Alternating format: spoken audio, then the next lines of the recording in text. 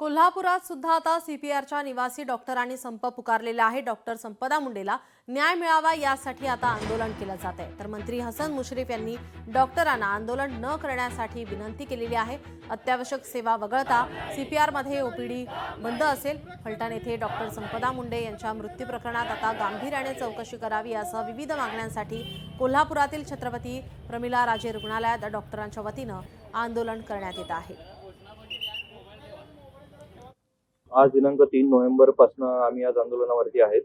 आमच्या भगिनी संपदाताई मुंडे यांच्यासोबत जो प्रकार घडलेला आहे त्या संदर्भात शासनाने कुठलेही कठोर पाऊल उचललेले नाही।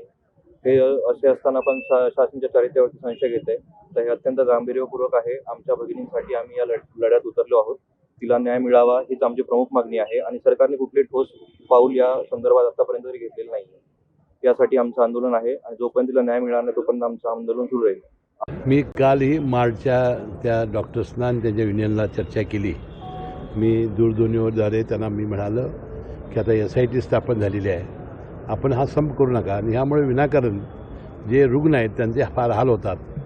ते म्हणाले की आमची डॉक्टर गेल्यामुळे आम्हाला थोडं करावं लागेल आणि मी त्यांना पुन्हा आज विनंती करेन। मला वाटते 1-2 दिवस आपल्या भगिनीला दिलासा देण्यासाठी त्यांच्या नातेवाईकांना ते करत असतील आणि ते कामावर रुजू होतील। लोकशाही मराठी ऐका, पहा, जागरूक रहा।